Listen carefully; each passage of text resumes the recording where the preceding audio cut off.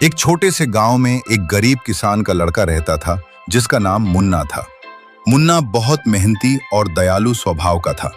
उसके पिता की मृत्यु हो चुकी थी, इसलिए वो अपनी माँ और एक प्यारी गाय के साथ रहता था। गाय उनके परिवार का सहारा थी। वो दूध देती थी जिससे मुन्ना और उसकी माँ गुजारा करते थे। मुन्ना रोज गाय को चराने ले जाता, उसकी देखभाल करता और उसे अपना परिवार का सदस्य मानता था। एक दिन मुन्ना गाय को चराने जंगल के पास ले गया।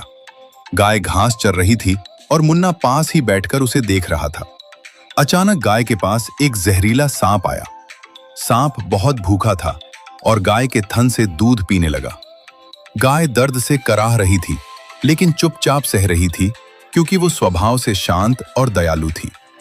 मुन्ना ने दूर से देखा तो समझ गया कि सांप गाय का दूध चूस रहा है, जिससे गाय कमजोर हो रही है और दूध भी कम हो रहा है।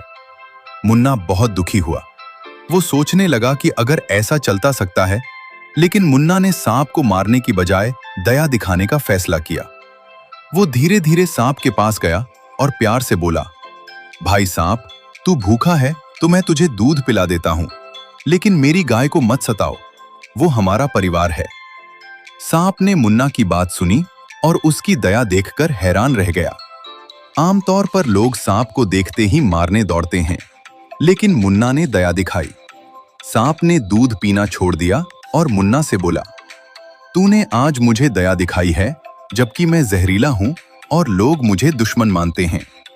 मैं वादा करता हूं कि अब कभी तेरी गाय को नहीं सताऊंगा, बल्कि अगर कभी कोई खतरा आएगा तो मैं तुम्हारी मदद करूंगा।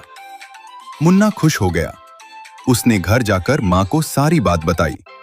अगले दिन से गाय का दूध फिर पहले जैसा हो गया। कुछ दिनों बाद गांव में एक बड़ा तूफान आया। मुन्ना और उसकी मां घर में फंस गए थे। अचानक एक जहरीला सांप घर में घुस आया। वो वही सांप था जो पहले गाय का दूध पीता था, लेकिन इस बार सांप ने मुन्ना को कोई नुकसान नहीं पहुंचाया। उल्टे वह बाहर गया और गांव वालों को इशारा करके मुन्ना के घर तक पहुंचा दिया ताकि उनकी मदद हो सके।